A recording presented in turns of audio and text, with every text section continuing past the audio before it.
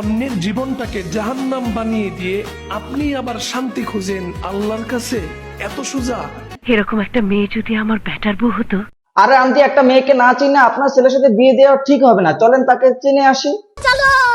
যা করে বলছিলাম সিঙ্গেল লাইফ ইজ বেস্ট, আমার আল্লাহ সিরিয়াসলি নিয়ে নিছে। সবকিছুতে সিরিয়াস হয় ভালো। আপনি প্যান্টটা কেনার সময় সিরিয়াস হয়ে ট্রায়াল দেওয়া কেনা উচিত ছিল। আপনি সব খুলে বলুন।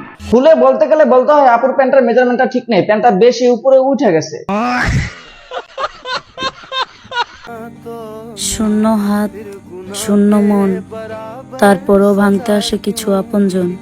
আপনার শূন্য ভাঙতে যায় না, হয়তো ভরাট করতে চেয়েছিল। বুঝো না এই ব্যাপারটা।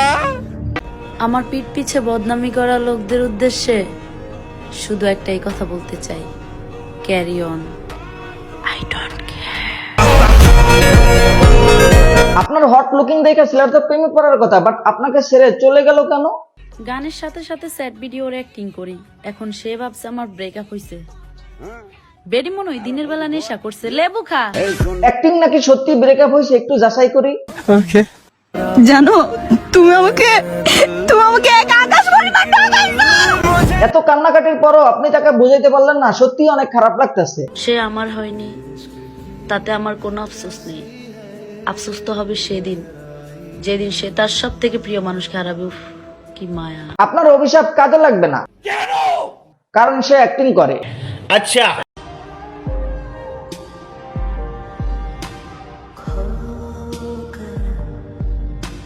আমার প্রশ্ন হলো, এটাও কি অ্যাক্টিং ছিল? এটা একটা সুন্দর প্রশ্ন, আপনার আসলে খুব টেকনিক্যাল প্রশ্ন। যেভাবে অ্যাক্টিং করতেছে প্রশ্ন তো থাকবেই। সঠিক হাত না পাওয়া পর্যন্ত 8-10টা হাত পাল্টানো দোষের কিছু না।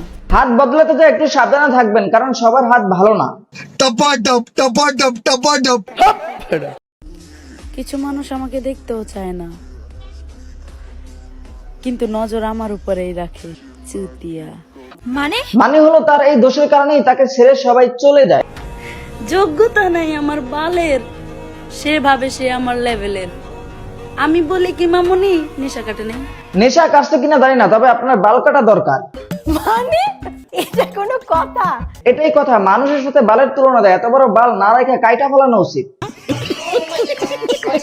কথা ছিল ঝড় তুফান যতই আসুক কেউ কাউকে ছেড়ে যাব না, কিন্তু সামান্য বাতাসেই তুমি নিজেকে আড়াল করে নিলে। আপনি যে তার সাথে অভিনয় করতেছেন এটা বুঝতে পেরে সে চলে গেছে।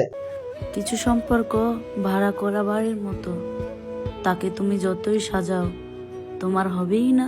ভাড়া করে প্রেম করা যায় নাকি? জানা না থাকারই কথা, ভাড়া করে আসলে প্রেম হয় না, যেটা হয় অন্য কিছু। আমি না চেয়েও অনেক কিছু পেয়েছি, শুধু পাইনি তা যা আমি চেয়েছি। আচ্ছা, যাকে আপনি এত করে চেয়েছেন সে আপনাকে চায়নি কেন? তোমাদের সমস্যা একটাই, ঘুমন্ত পরিরে জাগাইবা, তারপর ঘাড়ে যাইবা বসলেই দোষ।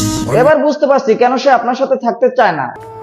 আমার ভালোবাসা সত্যি হলে তোমার জীবন অভিশপ্ত হবে, এ ব্যাপারে তুমি নিশ্চিত থাকো। কথা হলো, ছেলেরা তো নারী আর গাড়িতে আটকায়, আপনার তো দুটোই আছে, তাহলে ছেলেরা বাস্তবে আটকায় না কেন? বাস্তবতার সম্মুখীন হলেই বোঝা যায়। ঠিক বলেছেন, বাস্তবে গাড়ির চালক হিসাবে ছেলেদেরকে মানায়, মেয়েদেরকে না। আজ এ পর্যন্ত যারা ফেসবুক থেকে দেখতেছেন পেজটা ফলো করে দেবেন, আর যারা ইউটিউব থেকে দেখতেছেন সাবস্ক্রাইব করে দেবেন। ধন্যবাদ।